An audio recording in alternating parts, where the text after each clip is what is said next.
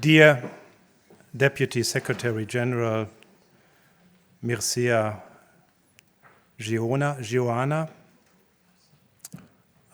dear Member of Parliament Günter Kriechbaum, dear Member of Parliament Cristian Bacanu, dear Ambassador Adriana Loretta Stanescu, dear Ambassador Gebauer, Excellencies, ladies and gentlemen, dear friends of the Konrad-Adenauer Foundation, I would very much like to welcome you to this session with the Deputy Secretary General of NATO, Mr.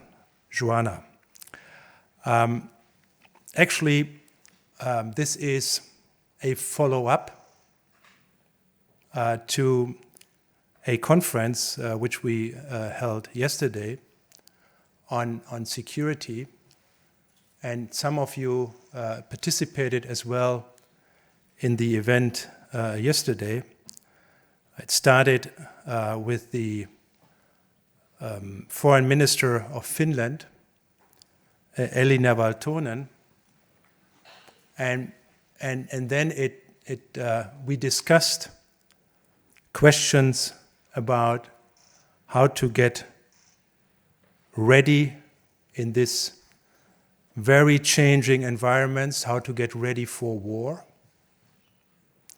how to get ready as well, not only with regard to armaments, but as well with regard to the mindset of our societies. Definitely, we touched upon 75 years of NATO, and the very question today is that a NATO that is going back to the roots, knowing at the same time, I was just together with a delegation coming from Djibouti and Somalia, that the security theaters are not just limited to the east, but as well located in other regions, specifically as well when it comes to the south.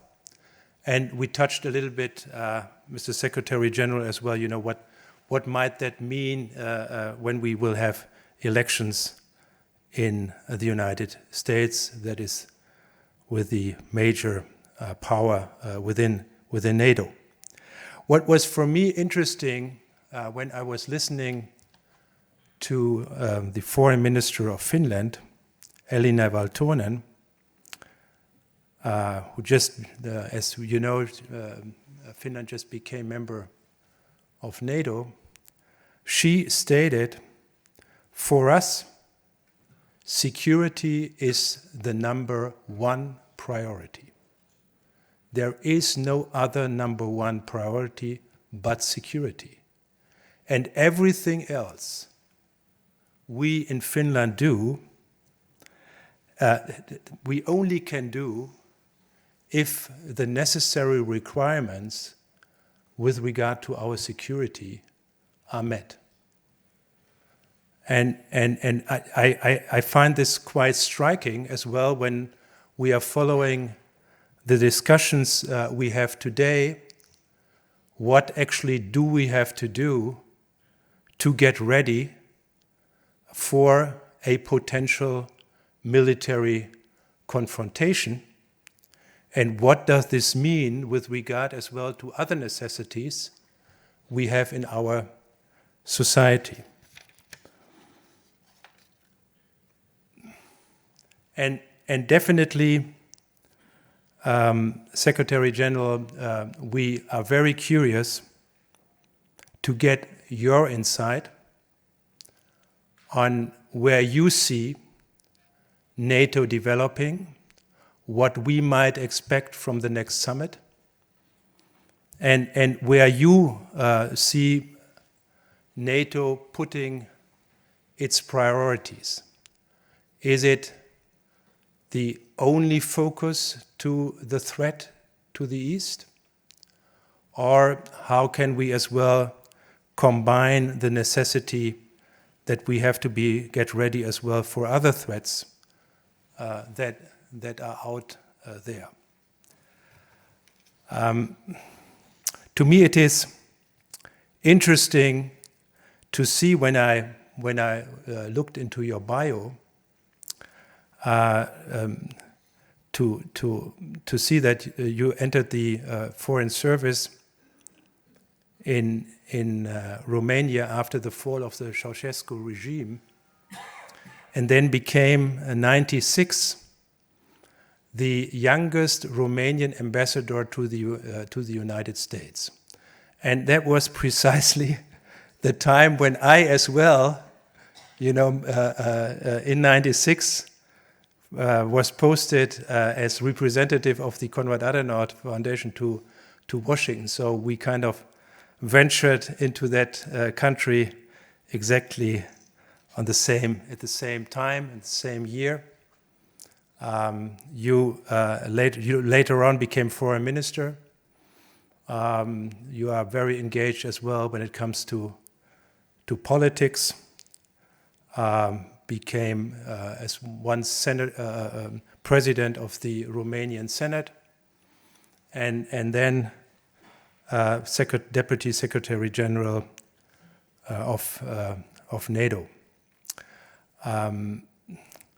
For me, it is as well something important to have you here in the foundation as somebody who is coming from Romania, because if I'm correct, you are the first Deputy Secretary General coming from a country that after the fall of the wall, of the Berlin Wall, joined as a country NATO, which as well I think is quite indicative and shows how times changed.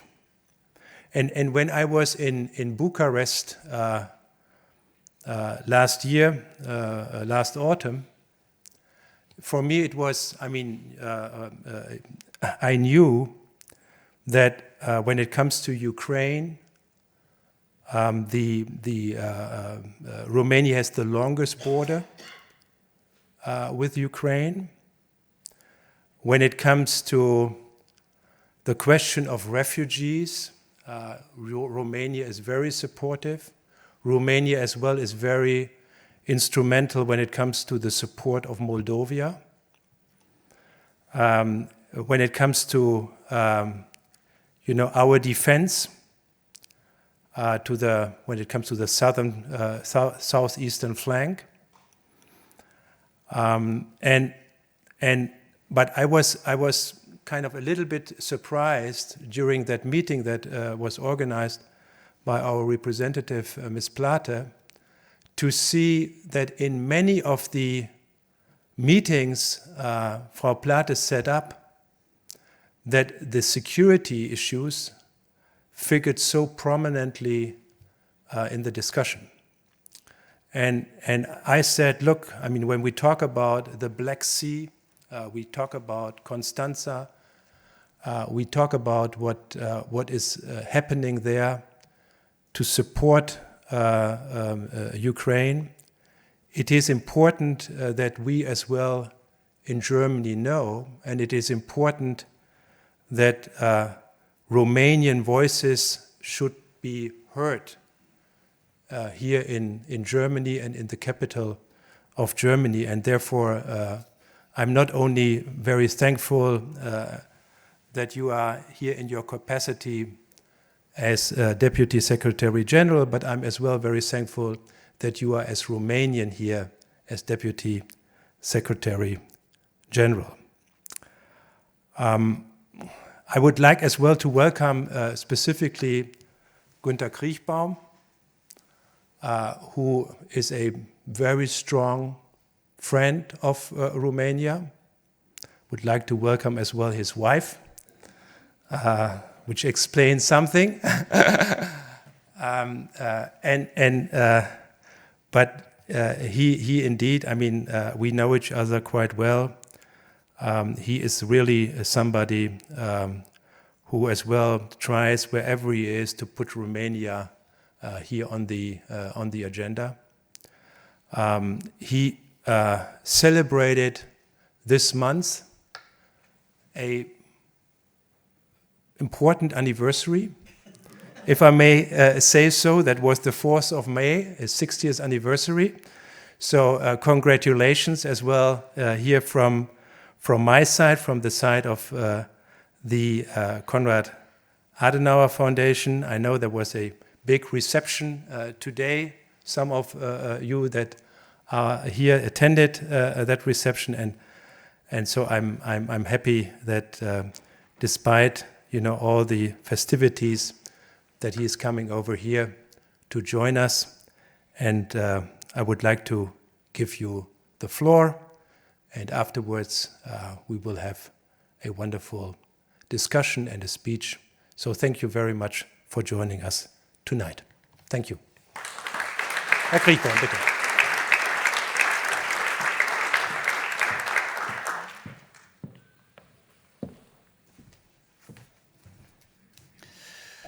Well, ladies and gentlemen, and first of all, dear Mr. Wahlers, thank you very much for the congratulations. I'm a little bit younger, only a little bit, than NATO, and today we celebrate also the anniversary of NATO, 75 years old. And I want also cordial welcome Mircea Joana, Vice Secretary General of NATO, and not to now, to present a secret, we know since a very long time, I think when I first visited Romania, it might be in 2003 or something like this. It's a couple of years ago, but you was a very, very good foreign affairs minister. And let me say, I'm deeply convinced you will become a very, very good president of your country. Well, but dear Excellencies, and first of all, Adriana Stănescu, but also Per Gebauer. I'm really delighted to see you here in Berlin, dear colleagues, and dear guests.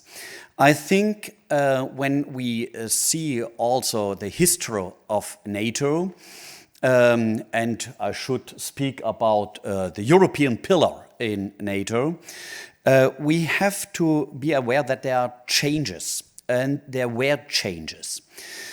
NATO was founded also in the reaction after the Second World War to give an answer to the threats coming from Russia, or in this case, Soviet Union. And when I speak about the changes, you know very well that especially in Germany, we believed after the fall of the Berlin Wall and the fall of the Iron Curtain in Europe at the same time, that we believed there will be one day relations to the former states of Soviet Union and especially to Russia, like we have it today with countries of European Union. It was perhaps a dream, but the real life and a realistic view was always in the eastern, southeastern and middle part of Europe. Why? Because these countries made other experiences with Russia. And so, let me say, after the reunification not only of Germany but also of Europe, there was a changement because, also for European Union, because European integration was driven for decades by economy, by commerce, by trade, but not so far with security and defense politics. This changed because we celebrated now also the 20th anniversary of the enlargement of European Union with the Eastern states, well known that Bulgaria and Romania came 2.5 years later. But I was impressed, Mircea, when I was the first time in Romania, that in each public building, in front and also in the official rooms, you saw these flags here, the Romanian one, the European one, and the flag of NATO. I was impressed because I did not know it here from Berlin. And I was impressed because I did not know it from other countries. Well, France, of course, not astonishing, but there were also others. But here in the southeastern part of Europe, security was granted by NATO. And this was the real spirit of the people which could be felt. NATO was not only self-understanding, NATO was the guarantee for security. NATO was the guarantee for peace. NATO was the guarantee for social welfare. Because all our values, which we share in European Union, can only be guaranteed as a warranty, if you want, with the security. And there in Germany, especially the war now, which is placed in Ukraine, the Russian aggression was a game changer for Scholz, for others in Germany, because we called it Zeitenwende. But once again, the Zeitenwende was not in 2022. The real Zeitenwende, when we want to talk about it, was with the annexion of Crimea Island in 2014. Once again, not a realistic view in Germany. In another sense, it was seen in the other countries in the eastern part of Germany, of Europe. So let me say, well, things changed. Also before we have the process of PESCO. I think it's not necessary to translate it here in these rows. But there we have the first plants which grow up in security and defense politics.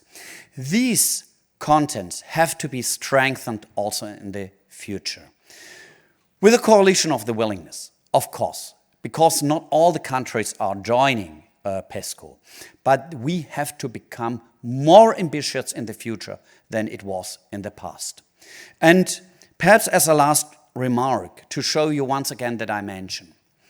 Only in theory, if we invented European Union today and once again, we would not start with agricultural politics. It was right in the 50s of the last century. Of course, after this, the Second World War, it could cause tensions if there was not enough food for all the people. So this was the right answer and the right decision. But today, if we invented European Union totally new, we would start with defense politics, with security politics, with research, with technology, with innovation. That are the tasks for us in the future. So, a lot of tasks for us in European Union, a parliament which will be elected now on the 9th of June in Germany. In other countries, it is a little bit more flexible this date. But it will be the challenge for the new Commission, and it will be the challenge for the new Parliament. And it will be the challenge to connect closer with NATO than ever before. So, Mircea, when I can say Mircea now in a more informal way to you. I'm very glad and I'm very proud that you visit today here Berlin. But the challenges will remain for NATO and especially for Romania. And so I wish you all the best in the future. And here in Germany we say, wir drücken die Daumen. But it will be a very challenging election campaign, of course. But I think especially not only for Romania, but also for the whole region, it would be a good and strong voice in the future if you become president one day. And now we are delighted, and I'm also very curious on your words. Thank you very much.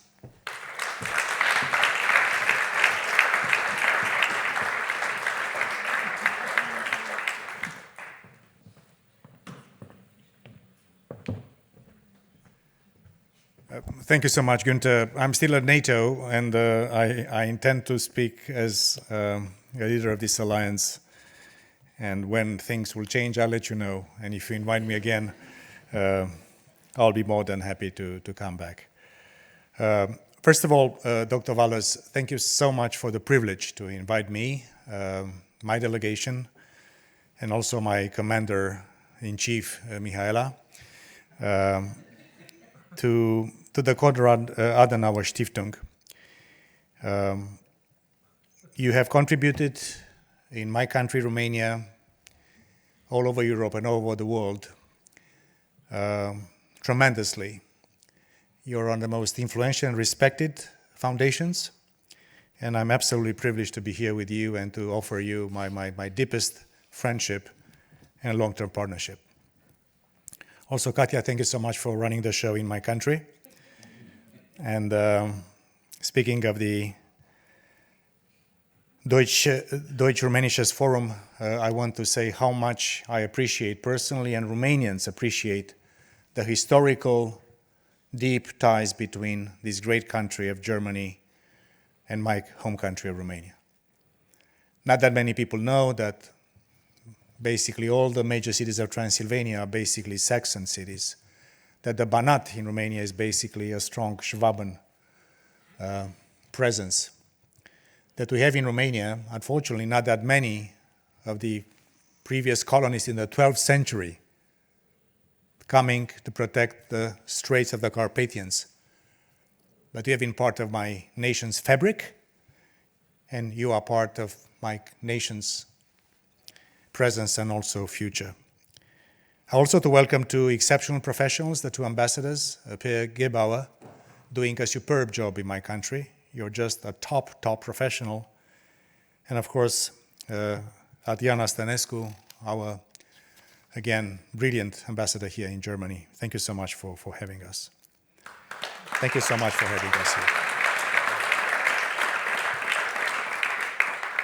But also Konrad-Adenauer, and you have not yet read Henry Kissinger's book on leadership. He has chosen a few of the leaders in world affairs that really made a difference for all of us. And I think Henry Kissinger's description of this great statesman is nothing short of formidable.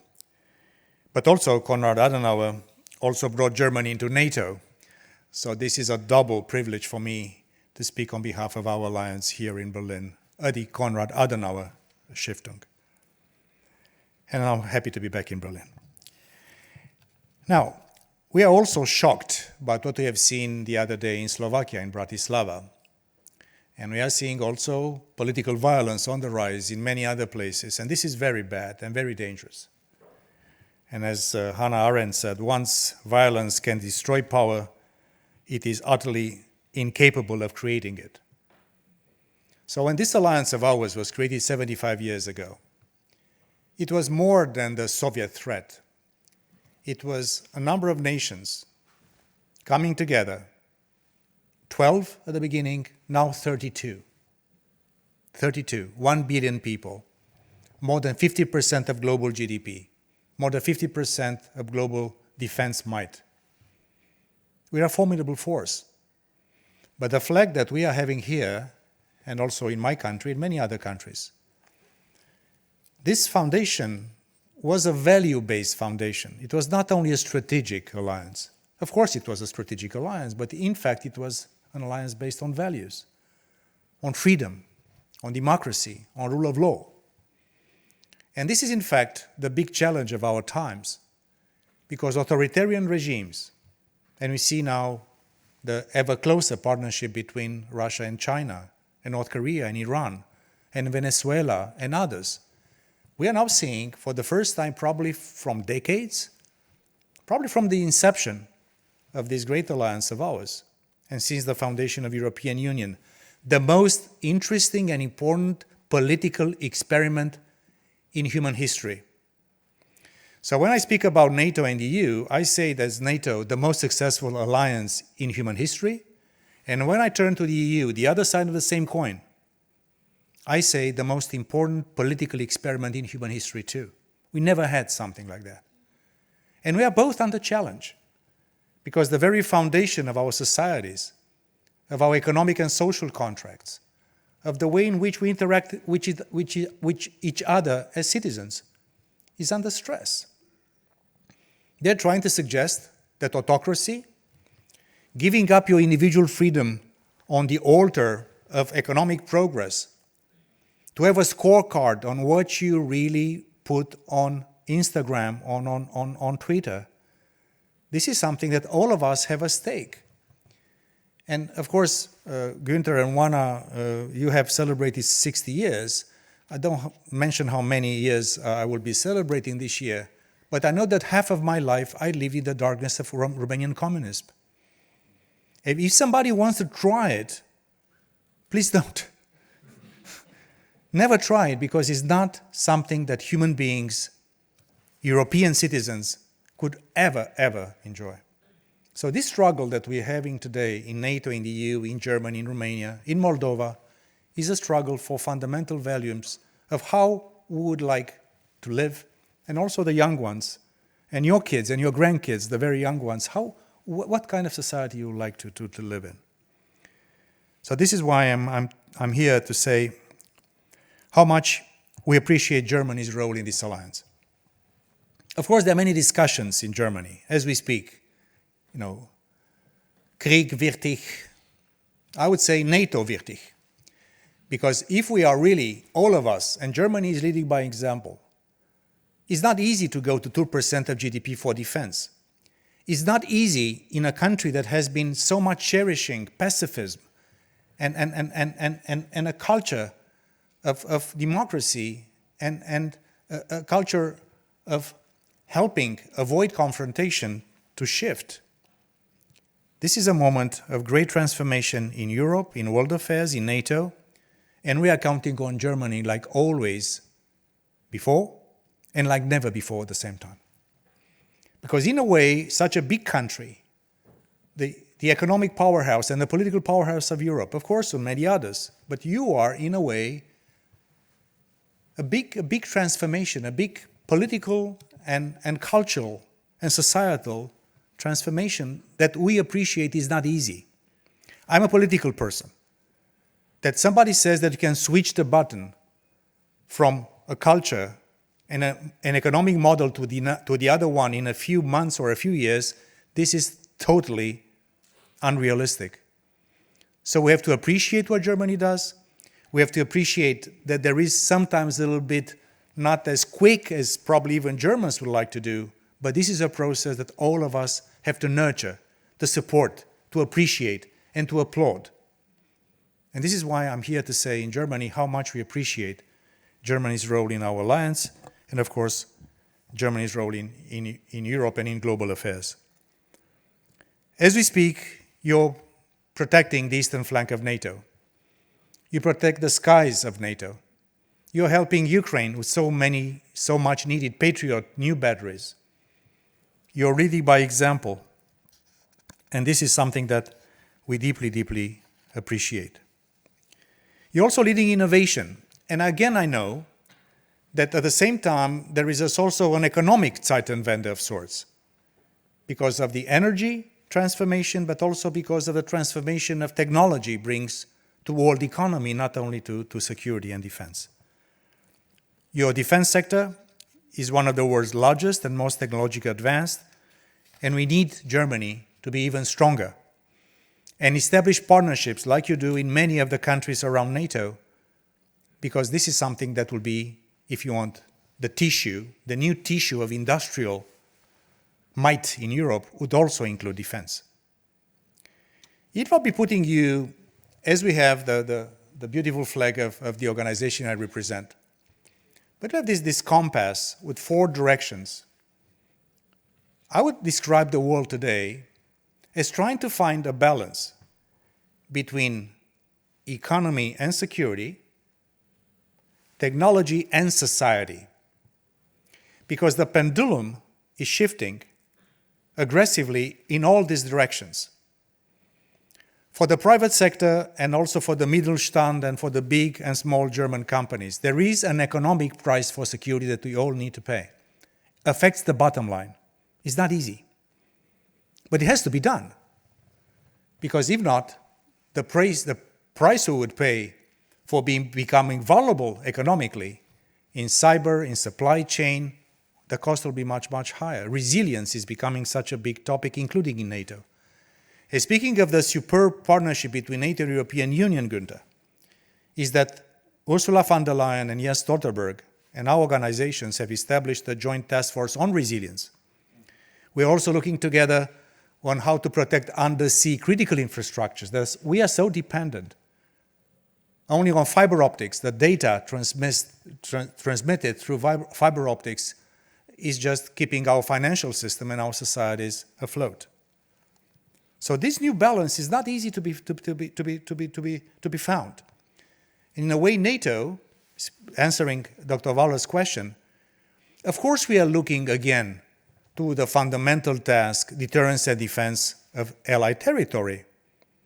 And when I say NATO wichtig, I would say that if will be all of us, and again, Germany is making a huge effort to really implement the new defense plans that we have adopted in Vilnius, our leaders adopted, I think all of us will be in better shape. Germany in better shape, Romania in better shape, America in better shape, Canada in better shape, all of us in better shape.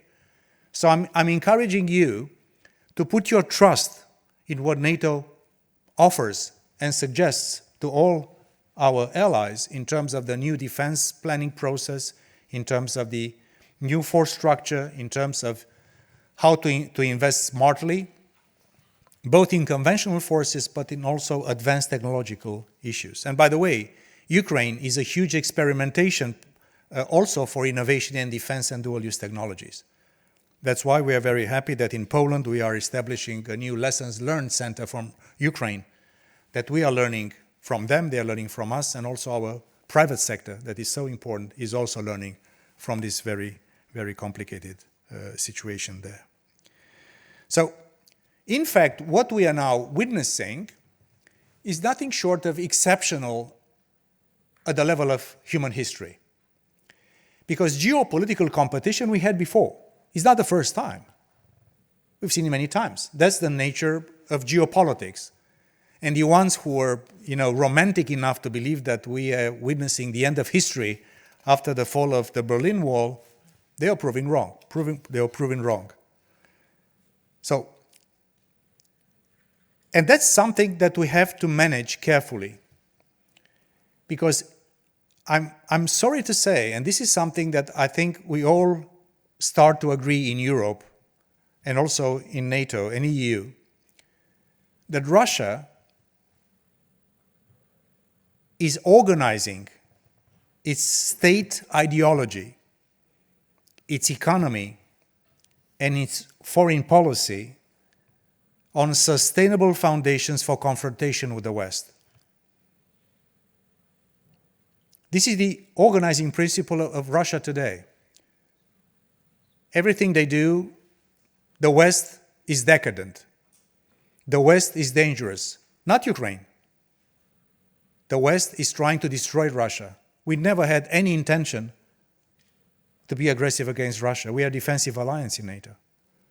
America is bad, NATO is bad, and more recently, EU is bad. So this is a very bad development. This is something we are not very happy. We are totally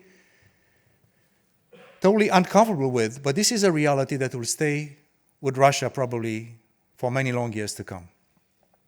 And even if there will be some time for biological, physiological, or even political reasons change at the top, I'm personally concerned that the regime, as it is organized, will continue to self-perpetuate itself in this logic at confrontation with us, the free world. And I'm saying this with a sense of severity. I still do not believe Russia having a strategic intent to start aggression against NATO, because we are a formidable force and we are really doing our work in a very convincing way and in a very deterrent way. But look what they're doing in terms of hybrid warfare against us. Look at what happened in Germany recently. Look what is happening with sabotage in many places, with espionage in other places, with assassinations in other places on NATO soil, interfering with our elections, bribing politicians in our countries. So this is an intensity of hybrid warfare against us, which is short of traditional confrontation, short of Article 5 of NATO, but nonetheless very dangerous. And this is something that we all try in NATO, to try to bring all what we have together in order to be able to respond. I'm going from here tomorrow to The Hague in the Netherlands for the largest cyber event of NATO, which is called the Cyber Pledge, because cyber is so important. Space is so important. So we try to make sure that we are resisting disinformation, cyber aggression, sabotage, espionage, and disruption that Russia is trying to bring to all of us. But if the great power competition is something that we've seen before, and we hope we'll be able to cope with it without escalation, because in NATO we also try to avoid escalation of Russia. We try to, and we need to help Ukraine. And I say it again in Berlin, because you have done so much for helping our Ukrainian friends. But the destiny of Ukraine is also the destiny of European security architecture. The destiny of Ukraine is also the destiny of world order, which is now under remaking in some sorts. So how Ukraine resists with our help is not only important for Ukraine or for Europe, it's important for world affairs. And this is why we need to help our friends in Ukraine. And I know this is a more difficult time in this long war, but we are confident that with our help and their determination, they will be able to resist and eventually remain a sovereign, independent nation, becoming organic part of both NATO and the EU. And this is something I believe is important for them, it's important for us, it's important for the world. Speaking of the transformation of human history, that's a little bit ironical. Only 10 years ago, we are reading the previous summit communiques from NATO summits. 10 years ago, and I quote, we are talking in a final document in a NATO summit of a true strategic partnership between NATO and Russia. Things have changed so fast. But also the other issue is changing even faster than geopolitics, and this geopolitical earthquake that we are now living through is what we call the combination of technological revolutions at the plural. It's not only AI. I chair innovation at NATO. Not only AI and frontier AI and many manifestations of AI in other industries and technologies, but also biotechnology and human enhancement. We'll be in the situation to correct amputated limbs and to replace them in a number of recent years. We'll be able to really have synthetic biology, reducing the CO2 emissions from, let's say, from our agriculture up to 80%.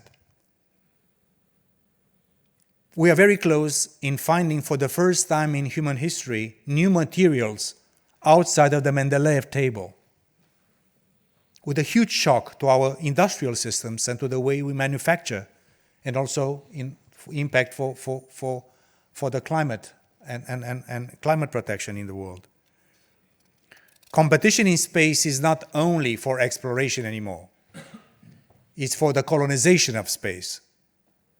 This is in fact the era we are now entering as we speak. Energy, as we produce it today, will be transformed in the next few years again. This is a magnitude of revolutions in technology like we never had before. Yes, we had industrial revolutions. There was one technology that was changing the nature of human society, of geopolitics, of warfare, and of power. But never ever before we were in the situation to see at the same time geopolitical competition of such an intensity and also such a transformation of everything we do, from our economic model to our democratic model to our societal model and to the way in which we do things. This is why I remember being in my office in Brussels, I think 4 years ago, something. And I remember Konrad-Adenauer-Stiftung Brussels bringing to us, in my office and to NATO, a delegation of Australian, Japanese, New Zealanders, and South Koreans. And said, yes, it's interesting. Would you like to receive them, Mr. Deputy Secretary General? Yes. Konrad-Adenauer, of course, you say yes. The moment they pick up the phone, you say yes. That's normal. And I was so impressed with the level of sophistication of these democracies on the other side of Europe, on the other side of the planet. And I'm so proud to say, and this is also your work, I want to thank you for that, for the third summit of NATO in a row, in Madrid, in Vilnius, and now in Washington, D.C., we'll have the 4 leaders of the Indo-Pacific partners coming at NATO summits. This is not the idea that NATO goes into Asia. This is not the point. We are a Euro-Atlantic organization by charter. But the fact that we are getting closer to the other friends, natural friends across the world, is something very, very important. Let me also say something about the Republic of Moldova and our neighbors that are in immense pressure from Russia. Look what happens in Georgia. We need to continue to convince everyone in Georgia, because the majority of the Georgian people want with us in the West, that they're important for them, the aspirations of the Georgian people to become to the West, to come closer to the West. We should continue to support them. It's a difficult moment. This is a moment which could also jeopardize the European Union track for this important country. But speaking of the Black Sea, Georgia continues to remain a very important point across the Black Sea. Let me also thank Konrad-Adenauer-Stiftung for what you have done for the Republic of Moldova and for the leadership of this country. President Maia Sandu has decisive elections and a very important referendum for EU integration this upcoming October. And of course, elections in Romania are very important, Goethe, you're right. But I would say that Maia Sandu's elections are immensely important, symbolically and politically. I applaud Germany for what you do for this country, and I applaud the Stiftung for what you have done in investing in top leadership from the top of the government and of the state in the Republic of Moldova.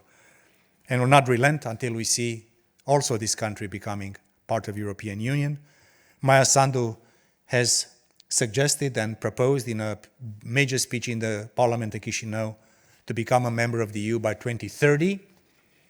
And I'm here in Berlin to say again that even if we respect the neutrality of Moldova, us by NATO, Moldova is a joint partner of both EU and NATO, and I encourage all of us to try to do our best to make sure that this small country, with the curse of geography more than probably even Romania or former communist countries, that they have the chance to come to the family of European democratic free nations. This is something that I want to say it again here from Berlin.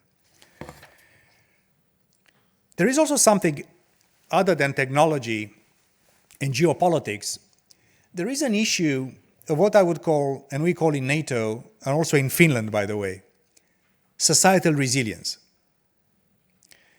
Because initially, when we spoke about resilience, we were speaking mainly about, civil protection. If there is a flood or something, an earthquake, or even, a major disruption, that you basically have the resources and the procedures to bring the functions of the state back into normal as soon as possible. That was the initial narrow definition of resilience. But as we are now looking at what resilience means for all of us, from cyber protection, from hybrid, as I mentioned before, from the issues of supply chain, of economic security, of technological security, of societal security, of democratic security, we are now seeing a massive, massive work for all of us. NATO, EU, because I believe that this will be probably the most delicate issue we'll have to face, us in the democratic world. Is our society resilient enough? Is our politics credible enough and equipped enough to absorb so many shocks simultaneously of various intensities and creating so much anxiety and frustration in our public opinions. So the definition of security is today, my friends, especially my young friends, much broader. NATO is putting a lot of emphasis on climate change and security. Because, of course, many of us, all of us, are so concerned about climate change, and that's something which is massively important for all of us. But the strategic and security consequences of climate change, like displacement, like wars over resources, and all these things are also in NATO's interest and in NATO's realm. NATO has been present at the last COP conferences, and we intend to go also to the next one in Azerbaijan. We were in the previous ones. So I want you, when you, especially the young ones, you look at NATO, of course you look to a very powerful alliance, but try to look at us as the guarantors and the foundation of peace, stability, and security in the broadest sense of terms. Without NATO, there is no peace. Without peace, there is no work. There is no university. There's, no Stiftungs. There's no nothing. Just because we are the foundation of everything else that we need to build. This is NATO, in fact. It's a fantastic experiment, like the European Union, as I mentioned before. And I believe that in Washington will be the situation to chart the way for many long decades of this great alliance of ours. I was in Washington preparing the summit together with my team just, I think, 2 or 3 weeks away. And I was at the place where the Washington Treaty was signed in 1949. It's a big neoclassical building on Constitution Avenue called the Mellon Auditorium. And we had, speaking of 20 years Romania's joining NATO, we had a beautiful concert dedicated to this big anniversary for my country. And I'm giving also you the same thought like I had in that historical piece of history for all of us. If we'll be now in the shoes of Konrad-Adenauer, of Schuman, of Churchill, of FDR, of Truman, and all the ones who basically established all these institutions that we are so proud to belong to, if we'll be in the situation, us, to be the ones designing the architecture of Europe and of the world for the next decades, what would we put? Like in the Washington Treaty, or the Schuman Declaration, or the Atlantic Charter that Churchill and FDR wrote in Canada at the beginning of the Second World War. So what I'm trying to say here in this splendid temple of freedom and democracy, this great foundation of Germany and of the world, that I think our generation, my generation will be more mature, Günther's much younger, and all of you way much younger. I think we don't have the luxury of complacency. The world is so turbulent and so dangerous that we need to get our act together. We have to find things that are uniting us, not dividing us. And I think this is the time for us to charter the future for Europe and for the world for many decades to come. I only hope and pray that we'll be up to the task. And if us, my generation, will not be able to deliver that, I'm counting on the very many young, bright, young leaders I'm seeing here to take the torch and make sure that the values of freedom, of democracy and rule of law, decency in life, respect for human beings, respect for who we are, respect for our differences, will be kept also in the future. This is a moment of transformation like we've never seen in human history.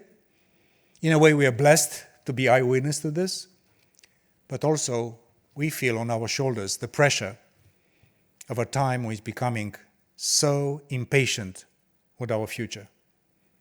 This is the time for us to get united and renew the vows of democracy and freedom that Konrad Adenauer and his fantastic generation has presented to all of us. That's what we should do. And this is something I know together we all do. Thank you so very much. A privilege to be here in Berlin.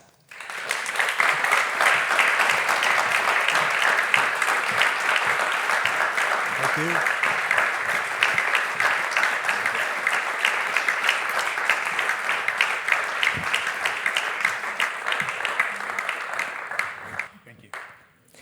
Thank you very much, dear Deputy Secretary General, dear Mircea. Bine ați venit la Fundația Konrad-Adenauer, also from my side, so I'm very happy to have you here. You covered a lot of ground, from Konrad-Adenauer to space and back. So now let's take the next minutes to dig a bit deeper into some topics and then open up for some Q&As. So the European elections are just a couple of weeks away, and the European People Party insists that the EU and its member states must step up their defense capabilities and take concrete steps towards a genuine defense union. And at the Munich Security Conference, Ursula von der Leyen was proposing an EU defense commissioner. Are these interesting ideas for NATO? And what is your take on the current state of EU-NATO coordination? Thank you so much again. Thank you for what you do in my country, in Romania. That's a privilege to be with you on stage. Listen, we are in a moment of such a huge, dangerous transformation that basically we have to make bold decisions. I'm a huge fan of the European Union project. Was not only the foreign minister of Romania when Romania joined NATO, we raised the flag during my tenure, but also I closed with Vasile Pușcaș and a few of other exceptional Romanians the negotiations to join the EU for Romania. So I'm a huge fan of the European project. And I know that this moment of war back on European continent, on European soil, must be a call for the EU to become stronger on security and defense. It's a must. There's no question about that. Also, it's a moment of massive danger where without NATO and without the US and Canada and UK and Norway and Turkey, today EU member states are spending 20% of the total defense spending in NATO. So 27 nations in the EU are spending 20%, a little bit more. And also there is something interesting. With the arrival of Finland and Sweden, 96% of the EU population, they also live in NATO nations. So there is an interesting dynamic here, and I believe that the practical and smart way to go is for the EU to become stronger without duplicating what NATO does. We say in the EU and in NATO, in the strategic compass of the EU, we also say in the strategic concept of NATO, that European nations and all of us in the EU and in NATO, we have just one set of forces. Speaking of discussion in Germany, just one defense budget. And how we invest, on what we invest, and how do we make synergies out of the NATO-EU relationship, this is something I believe is the key of this thing. We'll be spending more. I believe that the European Union has to strengthen its industrial base on defense. When I mentioned Germany as a huge powerhouse, I also anticipate that Germany spending more on defense, you'll be spending more also on European manufacturing and technology. Also to make sure that as we do this, we don't create additional barriers for transatlantic trade and cooperation. So I believe that today we are at the moment when the European Union is basically obliged to step up its game on security and defense. I was, a younger person remembering the discussions in the EU on PESCO. Günther mentioned this, or things were not that successful. But finding the right balance between what NATO represents and what EU should do more is, I would call, the art of the possible. And I think I'm calling for synergies between a stronger NATO and a stronger EU. This is no contradiction between a stronger NATO and a stronger EU. We are two sides of the same coin. I also applaud the fact that there is post-Brexit, in a way, it seems to be a little bit of more understanding that EU is not Europe. And also have to consider the moment when Ukraine one day will become a member of NATO and the EU. I'm convinced this will be the case, and this will also change the dynamic. Even small Moldova coming in is changing a little bit the dynamic. So we have to make sure that we anticipate the political and strategic next steps of the European Union. And of course, the European elections are very important. I never questioned President von der Leyen's wisdom on strategic affairs. She's doing very well with NATO, so that's great. I cannot judge what a European Defense Commissioner would represent. It depends on the portfolio. And also, of course, there is today in the current arrangement the High Representative portfolio of foreign policy and defense that probably needs to be factored in a political conversation inside the EU.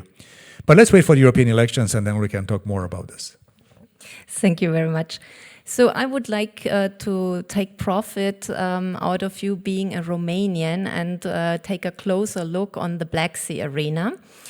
And we know that Romania is a cornerstone of security in the south of the eastern flank for NATO. This has become exceedingly clear for everyone, and not only in the last years, but now especially. But Romania is also facing some severe problems. We all know about the drones and the parts of drones which come down on Romanian territory when Russia is attacking the Danube ports of Ukraine, in Reni and Ismail, for example, which is, of course, very concerning for the local population, but also for Romanian population as an whole. And of course, I want to ask you like what Romania expects from NATO, but I also would add on a second leg of these questions. So we have a huge Romanian gas field in the free economic zone of Romania, and it's going to be exploited starting this autumn with a real armada of ships going out and drilling under difficult conditions. I think some are between 100 and 1,000 meters deep to drill. There will be gas rigs that have to be installed, so a big enterprise. And very concerningly, I learned from some maritime security experts that actually Article 5 doesn't cover the free economic zone. And of course, I think Romania has a huge interest of protecting these installments. On the other hand, Russia, I think, might not be too happy about it because exactly that gas might help make a big part of southeastern Europe more energy independent from Russia's supply. So there might be some hybrid activities going on, or there might also be phased flag operation. What does Romania expect from NATO also in this regard? I can speak on behalf of NATO, and of course Romanian leadership and persistently Romania asks for more support because the Black Sea is so complicated. I have to say that after the incidents with the drones in the delta of the Danube, because the Russians are hitting all the economic infrastructure of Ukraine and also, of course, energy and grain export and the Danube.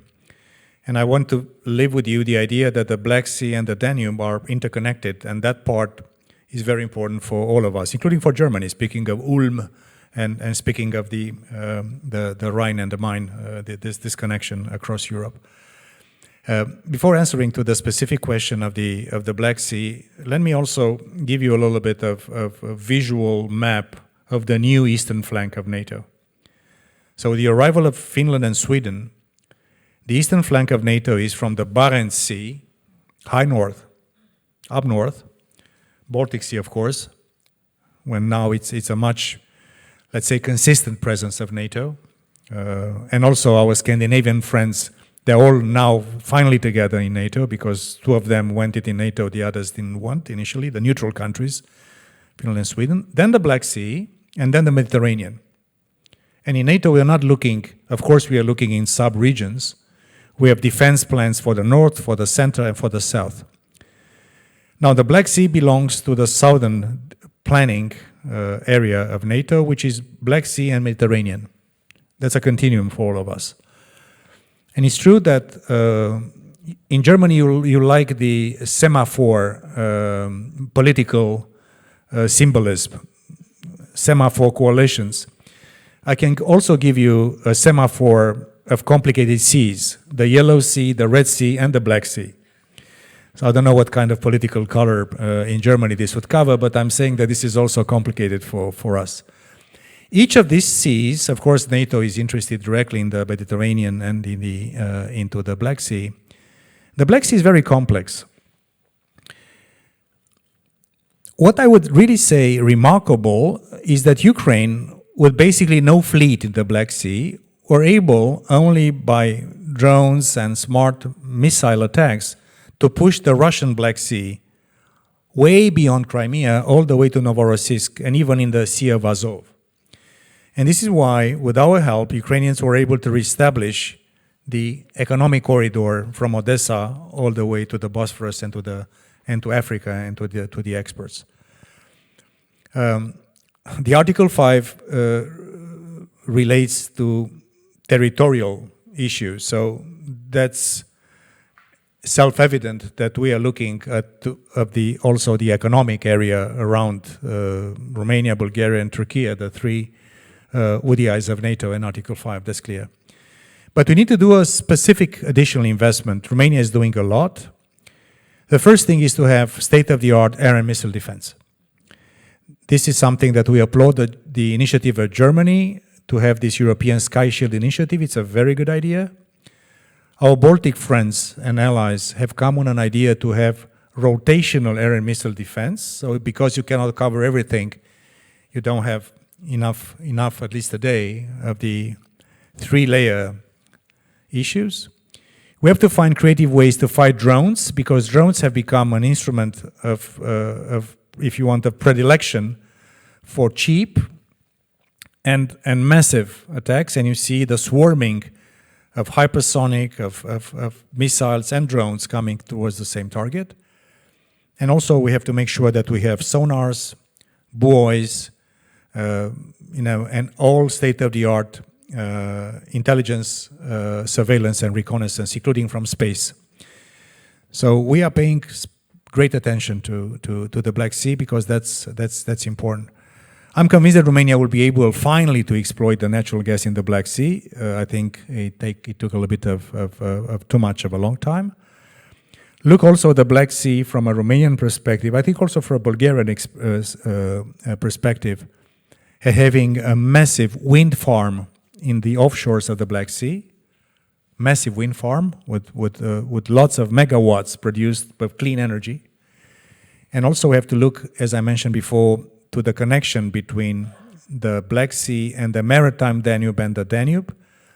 I'm confident that the neighbors of Romania in Bulgaria and others will finally start doing the drainage of the Danube to make it functional all year long. And this also means that another big logistics place in Romania will be the canal connecting the Black Sea with the Danube, and then we'll have the Danube becoming a more viable artery in the period to come. There is also something else about Romania that I see now as a Romanian. Romania is a country that has a sort of a 360-degree multi-regional role. Of course, the Black Sea is so complicated, but also towards Moldova and Ukraine, that's the east.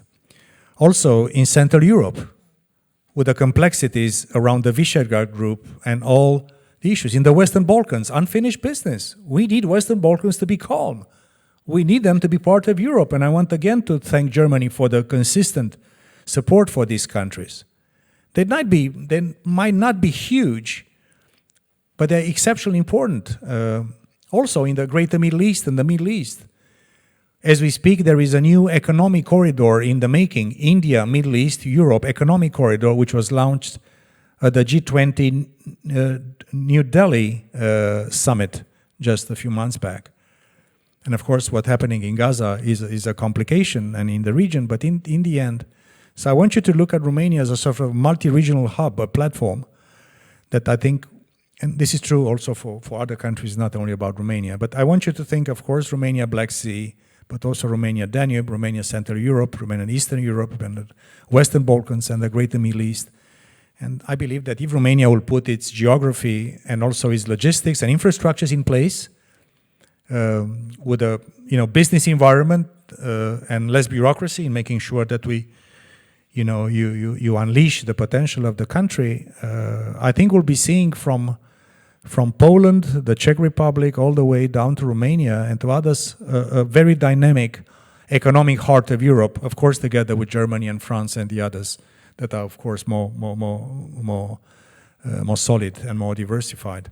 I really see for this part of Europe, including for Ukraine and Moldova, to become basically far more relevant, not only strategically as we are, but also economically and geo-economically and technologically, because that's where the real game is really played. And I think it would be a pity for us to be irrelevant only strategically. That's great. But if you don't have a little bit of checks and pocket of dividends for your economy and your people, this is not good enough, at least for me. Thank you very much. I would have a ton of more questions, but we can take it up in Bucharest. The rest of the audience cannot. So therefore, I would like to take the next minutes to ask you to give us your question. So there's a question. Please use the microphone right in front of you. Thank you for coming here today, dear Deputy Secretary General. I got a question first. There already exists an EU defense budget, which unfortunately is very small because the EU countries are at dispute with one another on how much each member country is supposed to contribute to the budget. What do you make of an EU common defense budget and a collective purchasing strategy? What are the hurdles to come to? Thank you. You know, the problem with money is that it's not fungible. It's the same money. So if Germany, and I want again to thank Germany, you decide, and of course the Bundestag approves 2% or more for defense, because that's a NATO criteria, and because NATO is the organizing principle, if you want, of collective defense in Europe, and this will stay like this. Then you have to ask yourself, what kind of different money? Is it the same money? If it's the same money and you also direct it to a different kind of budget, that's your decision. And that's not an issue that NATO will say something. But I'm concerned that you'll be finding a divergent way to use the same money, which is not enough already to go on issues. And then what do you purchase with that money? What kind of equipment? In what kind of logic? Where NATO is very useful to all NATO allies, because we are the ones having the standard of interoperability. So if you start diverging in terms of standards and industrial production that is not fitting, today is not fitting, it's already a sort of a folklore that a German howitzer of 155 millimeter diameter cannot shoot a Dutch identical in theory. Is different just because every country tried to protect its own defense industry. So if we are respecting the NATO standards, and if you decide to invest more, it's fine with me. Show me the cash. And how to invest it?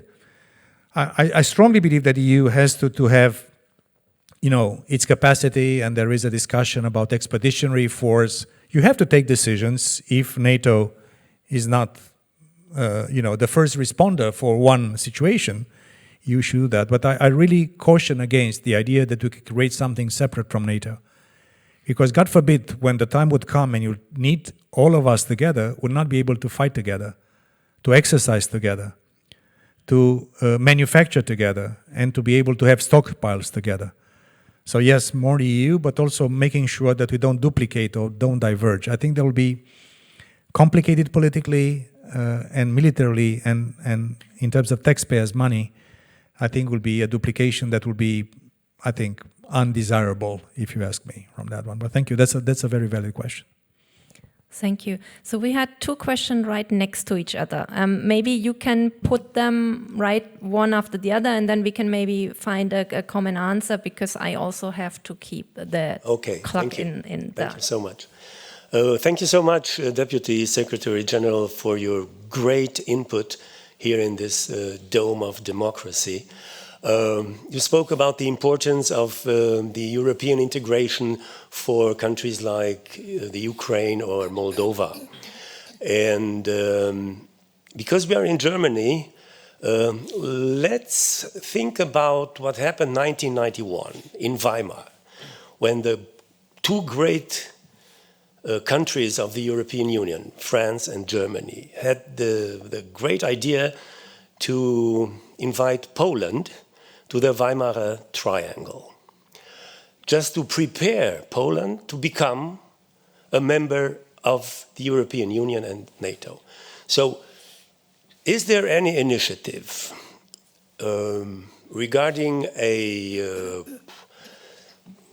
something like the Weimar Triangle between Romania and Poland, the two strong countries on the eastern flank of the European Union and of NATO, to help the Ukraine and Moldova to build a quadrangle, maybe in Oradea or in Wrocław, I don't know, but there would be a possibility to help these countries to come closer to the European Union.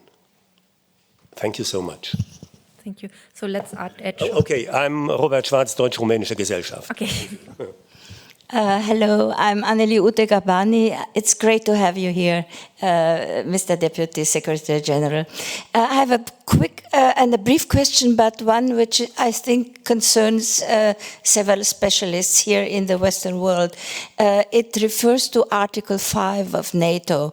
It's being discussed, it has been being discussed for some time, how exactly Article 5 will be applied. Because we know that the NATO constitution says that Article 5 refers to all countries. But the question is when, how, and by whom will there be a response to an attack to a NATO country? Thank you so much. Thank you, Anneli. Good to see you, Robert. So, the activation of Article 5 is a political decision taken by consensus. We took it only once after 9/11 in supporting our American allies. So that's a political decision. What I can say, that because of the definition of security changing so much, now is not only a conventional attack against any ally would trigger Article 5 activation, but also a massive cyber attack. How massive, that's something that is a political quantification, can trigger Article 5. It's NATO doctrine. A massive attack from space. And that's again a massive, massive risk coming from space as well, could trigger Article 5. But in the end, it's a political consideration that allies need to make. And I have to say, especially after, Günther is right, after Crimea, but mainly after the invasion of Ukraine, I see now in NATO a far more predisposed political body to take quick decisions and to show unity in times of danger. So that's something I would like to say. It's a political decision in the end. It's nothing automatic about Article 5 activation. It's a political decision.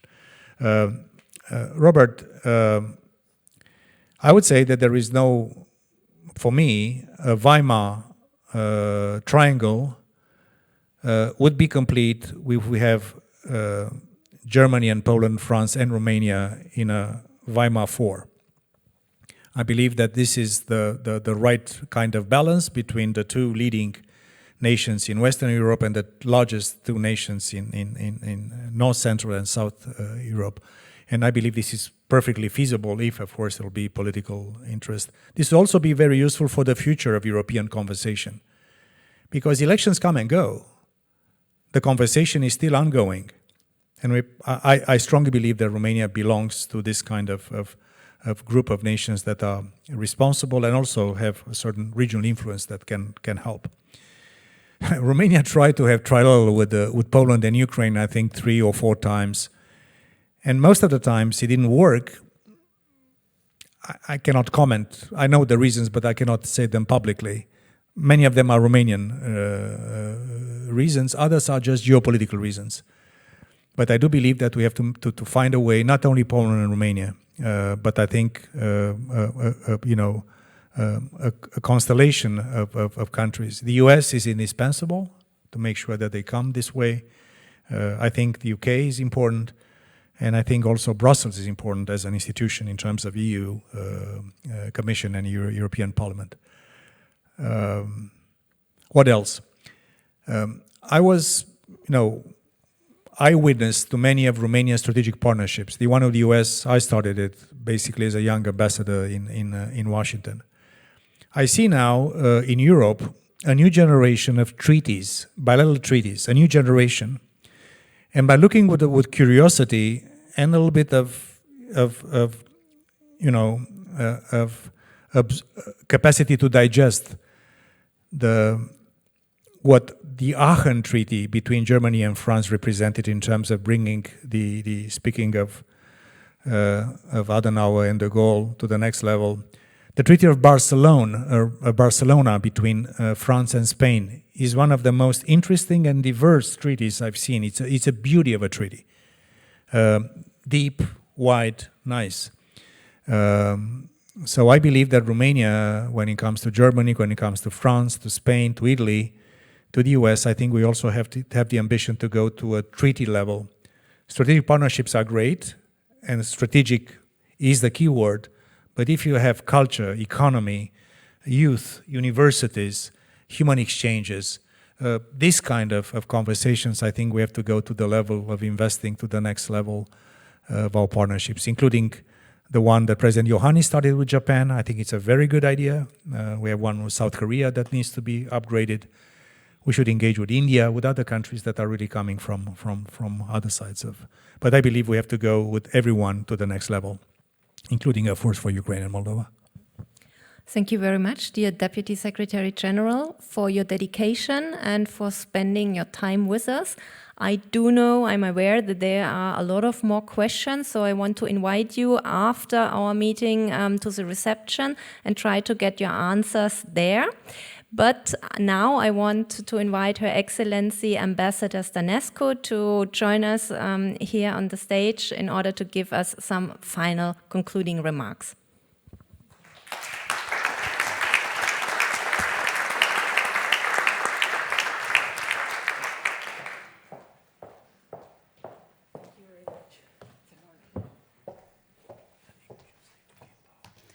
Thank you very much.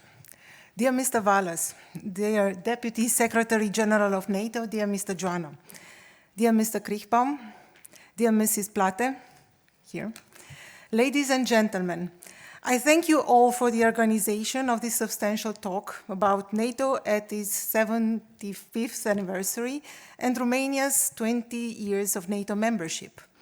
Looking back can be a meaningful exercise, able to give confidence in the efforts undertaken so far and to embolden future endeavors. Being myself involved as diplomat in the MFA headquarters in the process of preparation for joining NATO in 2002-2003, under the leadership of the then Minister of Foreign Affairs of Romania, Mircea Joană, I'm extremely honored to join today Deputy Secretary General in marking the 75th anniversary of NATO and the 20th anniversary of Romania's membership to the Alliance. Thank you for this opportunity. Dear Deputy Secretary General, dear Mr. Joană, allow me also to express my gratitude to you for your vision, your commitment, and your leadership in this process. I know what we all went through in those years. Likewise, I wish to state our recognition to Günter Kriechbaum and to our friends at Konrad-Adenauer-Stiftung and to our many more German friends for the staunch support and constant engagement during Romania's preparation for joining NATO and further on in the process of full integration of our modus operandi with the alliance. It was all worth it. Ladies and gentlemen, 20 years ago, when we joined NATO, we did not know much of what to expect, nor would I have then imagined that one day, as ambassador of my country to Berlin, I would have the honor to celebrate this achievement at the Konrad-Adenauer-Stiftung. Joining NATO was a historic moment for us, the 7 new members, but also for the entire Euro-Atlantic community. It was part of the reunification of Europe after decades of division and meant the fulfillment of a historical aspiration and a security imperative. One of the greatest achievements of Romanian foreign policy to which numerous diplomats and militaries have contributed. And here we close a cycle. 20 years after the largest wave of post-Cold War NATO enlargement and 35 years from Annus Mirabilis 1989, that made the democratic reunification of Europe possible, the alliance is now the essential pillar of our and Europe's foreign and security policy. For 2 decades now, Romania has been part of the Euro-Atlantic family of democratic nations, committed to shared values of security, freedom, and democracy, and active contributor to the fulfillment of the objectives of the alliance. During these years, Romania has gone through a deep and irreversible transformation, and its ability to contribute to Euro-Atlantic and international security and stability has grown considerably. Romania has been actively participating in allied missions and operations and in the effort for the effective fulfillment of NATO's fundamental tasks. The 2 decades of membership have also strengthened the strategic profile of my country as promoter of transatlantic solidarity and allied unity, strong supporter of the open doors policy, and of partners who share the same principles and values. Europe, the Euro-Atlantic space, and the world have also changed profoundly in these 20 years, and you also addressed these changes.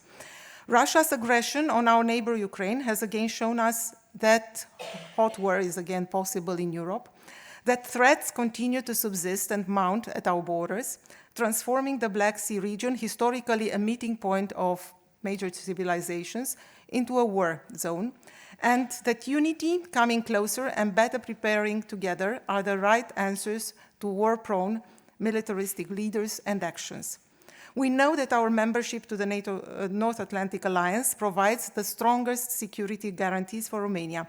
These guarantees are all the more relevant today in a constantly deteriorating security context, both internally and externally. Furthermore, in this complex security context, it is of utmost importance that we recollect the benefits of the open door policy of NATO for the new members and the alliance as a whole.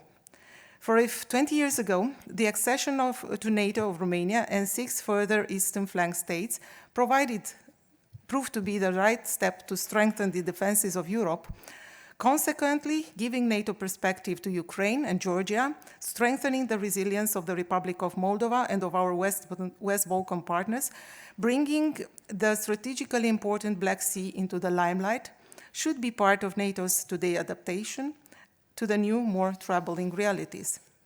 In closing my remarks, let me quote the words of the then Romanian Foreign Affairs Minister Mircea Joană at the accession ceremony at NATO headquarters in April 2004. We end one journey and we begin a new one. Our journey to NATO is over, as Romania is now a new proud member of the alliance. Our journey with NATO begins by building for the success and strength of the alliance. Recalling my own experience, I can only say, and what a journey it has been. We are proud of our achievements so far and stand firm to continue to support Ukraine until its victory and to constantly strengthen our alliance so as to promote security, democracy, and freedom in Europe and beyond.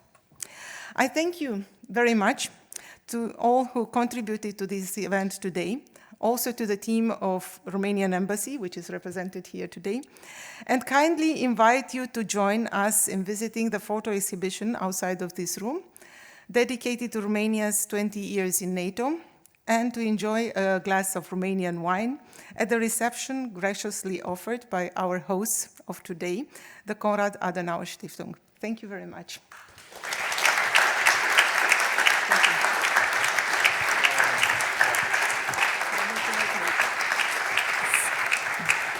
Yeah, I will. Thank you very much, dear Ambassador. Upon the special request of our honored guest. I need a treaty between Romania and Deutschland, so without Ambassador Gebauer giving a few speeches, this will not work. So it is my privilege to invite you to say a few words, please.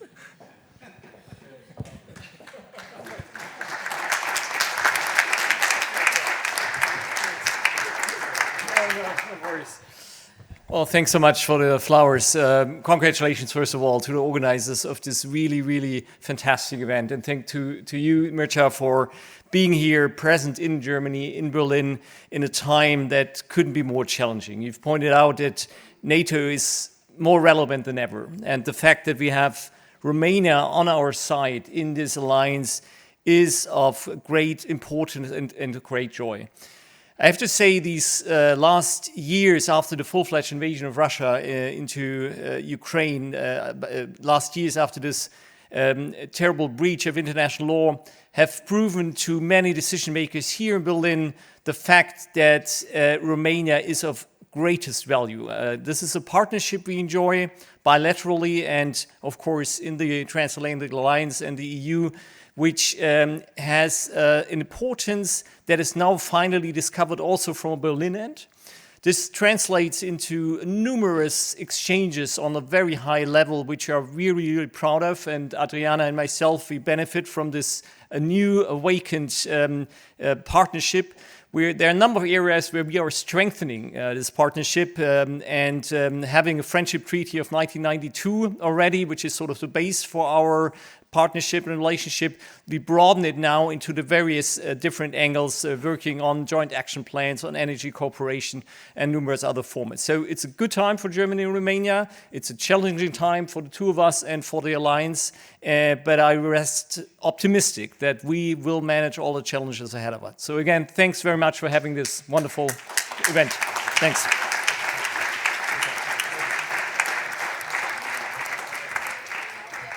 The glass of wine.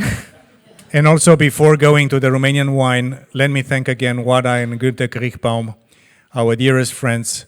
And please don't consider anything he said about Romanian politics to be true. After a couple of glasses of Romanian wines, I can tell you more about that. Thank you so much.